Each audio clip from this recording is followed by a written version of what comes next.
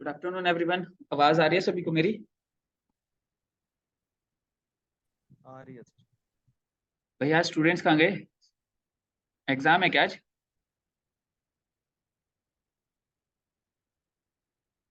हो सकता है सर। हो सकता है।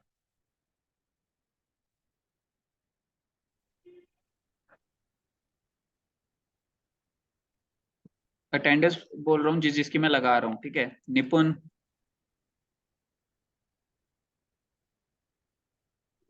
दीपक,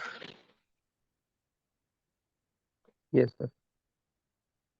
उसके बाद कौन है? Ashutosh. Present sir. Ashu, Gracy ने नहीं ज्वाइन की। करना है सर उसने अभी। मनीषा। आपके फादर का नाम क्या है मनीषा?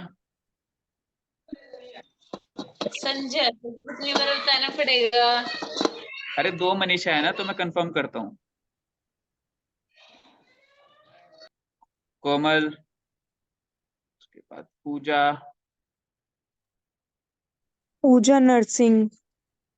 ये अटेंडेंस लगा दी है ग्रेसी।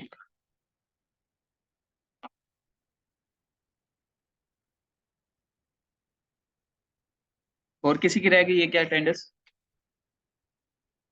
सर मेरी लगा दी है ग्रेसी आपकी। स्टूडेंट्स आज आए नहीं हैं। पुरानी क्लास में से किसी का डाउट है क्या कुछ, जो पहले किया हुआ है हमने?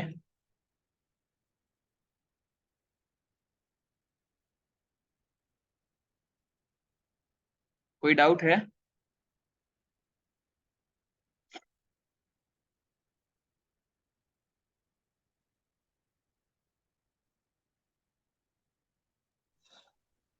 सर्कल वाला रिपीट करना।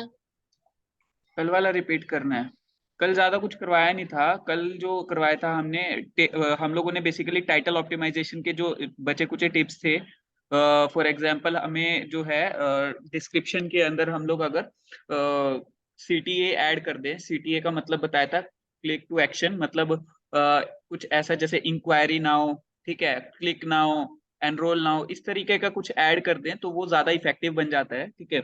उसके अलावा डिस्क्रिप्शन 160 कैरेक्टर्स की होनी चाहिए, टाइटल 60 कैरेक्टर्स का, उसमें पावर, उनमें पावर वर्ड्स यूज हो, कीवर्ड्स यूज हो, सेंटीमेंट्स को ट्रिगर करे, ठीक है, और साथ ही साथ आपका रीडेबल स्कोर उसका अच्छा आ जाए, ठीक है। तो ये सारी चीजें जो था टाइटल और डिस्क्रिप्शन के अंदर होनी चाहिए, ठीक है। उसके बाद हम लोगों ने जो पढ़ा था वो था कि पेज ऑप्टिमाइजिंग पेज कंटेंट, यानी कि जो अब पेज पे कंटेंट हम लोगों ने एक्चुअल में लिखा है उसको ऑप्टिमाइज करने की बारी आई है। अब देखिए, जो हमने कंटेंट लिखा है वो दो ही फॉर्मेट में होगा, या तो रिटर्न कंटेंट या फिर इमेज या फिर मतलब मल्टीमीडिया फाइल, ठीक है। सो सबसे पहले कंटेंट को अगर हम लोग बात करें ऑप्टिमाइज करने की, तो सबसे पहली चीज आती है हेडिंग्स, ठीक है। सो H1 को हम लोगों ने बोला था कि हम लोगों का एक ही H1 टैग होना चाहिए पूरे पेज के अंदर, एक से ज्यादा या कम ना हो, एग्जैक्टली वन हो। एक H1 टैग में जो है आप चाहो तो टाइटल टैग के अंदर जो आपने टेक्स्ट लिखा है वही सेम यूज कर सकते हो, बट आई ऑलवेज सजेस्ट कि अगर आपको दो अपॉर्चुनिटीज मिल रही है H1 और टाइटल के फॉर्मेट में, तो आप दो अलग अलग अपॉर्चुनिटीज का प्रॉपर वे में यूज करें। ओके। सो ये बेसिकली क्या था, हेडिंग और कंटेंट फॉर्मेटिंग, ठीक है। उसके बाद अगर मैं बात करूं सब हेडिंग्स की, तो सब हेडिंग्स बेसिकली हायरार्किकली यूज होनी चाहिए प्रॉपर वे में। हायरार्किकली कैसे कि आपका H1 है तो उसके बाद H2, H2 के बाद अगर सेम लेवल है तो H2 ही यूज करेंगे, अगर उसके अंदर आप एक छोटा लेवल यूज कर रहे हो तो वो H3 होना चाहिए। सो हायरार्किकली प्रॉपर बनाकर चलेंगे, मेंटेन करके चलेंगे हायरार्की को, सर सब ठीक है। हेडिंग्स के लिए जो होगा सर उसमें H2 का जैसे सर हेडिंग होगी उसके बाद सब हेडिंग्स होगी तो उनका फॉर्मेट क्या होगा मतलब H1 उनका। H1 से लेके H6 तक होता है हमारा, मैं आपको लिख के दिखा देता हूँ। Okay sir. ठीक है। सो अगर मैं बात करूं, आई होप की स्क्रीन विजिबल होगी, ठीक है। सो यहाँ पर हमारा जो है H1, H1, और यहाँ पर हमारा आता है कंटेंट, ठीक है, जो हम लोगों ने लिखना होता है, यानी कि हेडिंग बनानी होती है जिसको, ठीक है। तो अगर मैं बात करूं हमारी बाकी की हेडिंग्स की, ठीक है। अब फॉर एग्जाम्पल H1 हमारे यहाँ पे एंड हो गया, ठीक है। तो अब यहाँ पर H2 शुरू हुआ मान लीजिए, तो H2 हो गया, ठीक है। अब H2 के आगे मतलब इसके अंदर एक और हेडिंग आनी है, फॉर एग्जांपल मतलब सब हेडिंग्स आनी है, ठीक है। तो यहाँ पर हम लोग H3 बना सकते हैं इस तरीके से, मतलब कि ये वाला लेवल, ठीक है, H3। अब अगर मान लीजिए मेरे को H4 बनाना है वापस से, तो मैं क्या करूंगा, H4 H2 बना दूंगा यहाँ पर, ठीक है। सेम लेवल पे हम लोग H2 बनाकर चलेंगे, और उससे अगला लेवल है अगर, तो H3 H4 H5 H6, मतलब 6 तक लास्ट जा सकते हो आप, ठीक है। तो आपका जो H6 है वो सबसे छोटा लेवल है हेडिंग का, और H1 जो है सबसे बड़ा लेवल है हेडिंग का। क्लियर? ठीक है, तो ये हमारा कंटेंट हो गया यहाँ पर। क्लियर है इतना? ये H2 लिखना पड़ेगा सर यहाँ पे, क्या चीज? H3 लिख के सब हेडिंग दे के? नहीं, ये बेसिकली क्या है ना, आपके लेवल्स मेंटेन करने हैं। मान लीजिए अब आपने कोई एग्जाम में आप कैसे लिखते थे कि सबसे बड़ी हेडिंग जो है वो थोड़ी बड़ी होती थी, उसके बाद अगर हेडिंग लिखनी होती थी तो आप जो है, अगर वो सेम लेवल है, मान लीजिए आपने पॉइंटर्स बनाने हैं, पॉइंटर्स में सेम लेवल चल रहा है, तो अगर वो पॉइंट पहला पॉइंटर जितना बड़ा है, सेकंड पॉइंटर आप उतना ही बड़ा रखते हो। बट अगर उसके बाद आगे और पॉइंटर्स निकल के आते हैं, तो उनको क्या करते हो, ब्रांचेस के फॉर्मेट में छोटा कर देते हो थोड़ा सा, ठीक है। तो वो चीज है। ओके। Yes sir. अभी मैं अगर दिखाऊं आप लोगों को कोई एक, हम लोग देख लेते हैं for example top 10 digital marketing courses in Delhi, ये है मान लीजिए, ये हमारा H1 है, ठीक है। यहाँ पर अगर मैं बात करूँ, ये H2 होगा हमारा, why should I tech digital marketing course in Delhi, ठीक है। मैं इंस्पेक्ट करके आपको दिखा देता हूँ, ये हमारा H2 होगा। ये देखिए, ये H2 दिखाई दे रहा है आपको? दिखाई दिया H2? ये रहा। ये देखिए, यहाँ पर जब मैं लेके जा रहा हूँ, तो इस जगह पर देखिएगा H2 लिखा भी आ रहा है, देखिए दिखाई दे रहा है, ठीक है। Yes sir. अगर अगर मैं अब इसके अंदर कोई बात करूं, तो ये भी बेसिकली हमारा, ये भी H2 ही होगा, ठीक है, क्योंकि ये सेम लेवल पे जो है लाई कर रहे हैं। और अगर इससे कोई छोटा लेवल आना था तो H3 में आ जाता वो, ठीक है। इंस्पेक्ट किया, सो ये देखिए, ये भी H2 है, ठीक है। अगर मैं देखूं कोई H3 मिल जाए तो मुझे, ये भी H2 ही होगा मेरे ख्याल, ज्यादातर जगह पे आपको H2 तक ही मिलेगा, ठीक है। H2 के बाद H3 बहुत रेयर, हाँ ये मिल सकता है। कैरियर पाथ 1, एक बार ये देख लेते हैं जरा, इंस्पेक्ट 3, हाँ ये देखिए H3 ये रहा, ठीक है। यहाँ पर इन्होंने H2 के अंदर, ठीक है, अब H2 क्या है हमारे यहाँ पे, digital marketing career opportunities in Delhi, ठीक है। सो ये करियर अपॉर्चुनिटीज की बात होने वाली है यहाँ पे, ठीक है। तो यहाँ पर क्या लिखा हुआ है, when you have a bachelors degree in digital marketing, ठीक है। तो पहला ऑप्शन इन्होंने क्या दिया इसी के अंदर, कि हमारा जो मेन हेडिंग क्या है H2 वाली, digital marketing career opportunities actual में है क्या क्या दिल्ली के अंदर, ठीक है। सो यहाँ पर उसने पहला पॉइंट क्या बोला कि जब आपके पास डिजिटल बैचलर्स डिग्री है डिजिटल मार्केटिंग के अंदर, तो करियर पाथ 1 क्या होगा। सो यहाँ पर ये हमारा क्या हो गया, पहले H2 वाले का पार्ट है तो H3, और फिर career path 1 H4, career part 2 H4 होगा, ठीक है। उसके बाद हमारा ये बी पार्ट दोबारा से क्या होगा, कौन बताएगा? ये बी पार्ट कौन क्या होना चाहिए हमारे यहाँ पे? H3।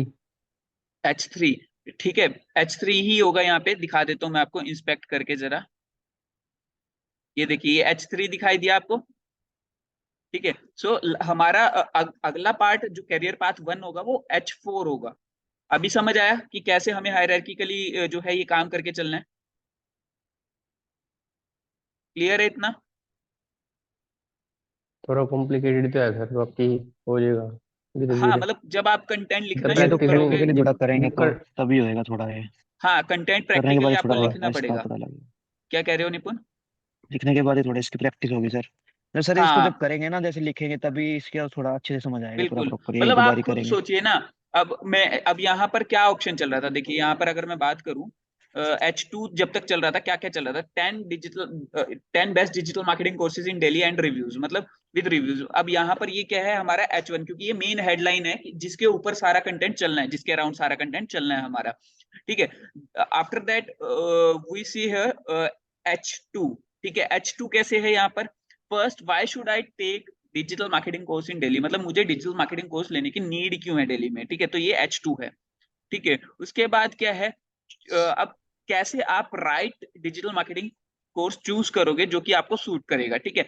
ये हमारा H2 है, ठीक है। उसके बाद डिजिटल मार्केटिंग की करियर अपॉर्चुनिटीज क्या क्या है दिल्ली में, ठीक है। सो ये भी H2 है, ठीक है। बट करियर अपॉर्चुनिटीज के अंदर अब एक और हेडिंग बनने वाली है क्या, कि अगर हो सकता है आपके पास बैचलर्स डिग्री हो, ठीक है, तो आप अगर आपके पास अगर बैचलर्स डिग्री है डिजिटल मार्केटिंग में, सो करियर पाथ, तो ये जो हेडलाइन है ये क्या होगा, हमारा H3 हो गया, क्योंकि ये उसी के अगला पार्ट है, ठीक है। अब H3 हो गया। H3 के अंदर भी हम लोगों ने क्या किया, सब हेडिंग्स बना दी कि इसमें भी पाथ 1 ये है, पाथ 2 ये है, ठीक है। तो यहाँ पर ये हमने बनाया, ये H4 में बना दिया, ठीक है। अब ये चल रहा है अब दूसरा पार्ट क्या आया H3 वाली सेम लेवल का, क्या आया कि आपके पास अगर बैचलर्स डिग्री नहीं है, ठीक है।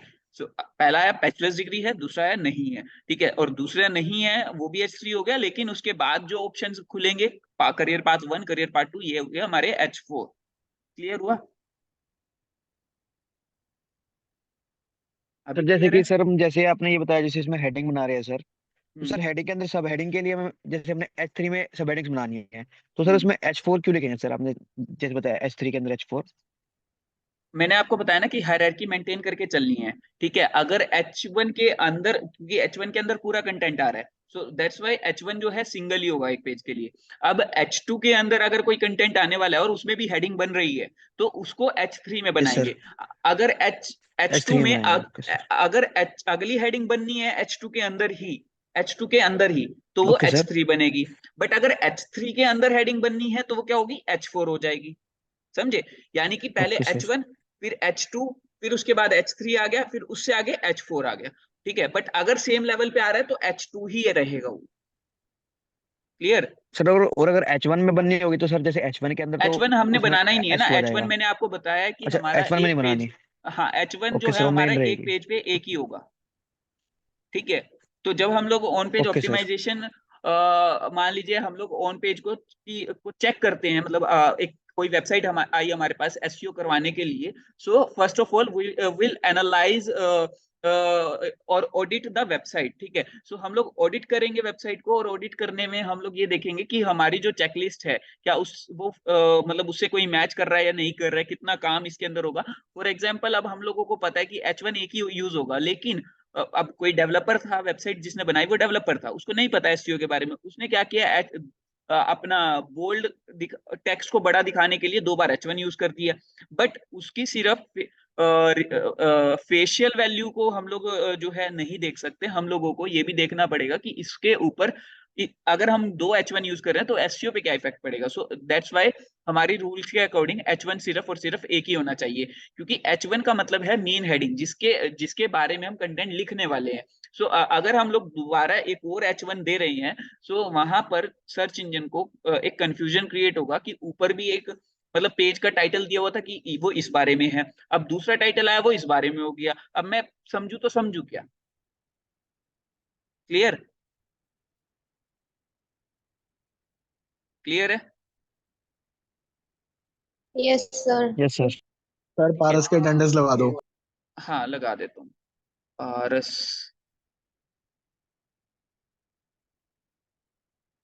और किसकी रह गई है? Meenu. Simran. Yes sir. Meenu की लग गई। विवेक। और किसकी है? सिमरन। Yes, sir. सिमरन, आपके फादर का नाम क्या है? Karnail Singh. करनैल सिंह। लग गई आपकी भी अटेंडेंस। और किसी की रह गई है क्या अटेंडेंस? ओके, इतना समझ आ गया सभी को, या आप कोई डाउट रह गया है? कोई डाउट है? फिर एंड करें?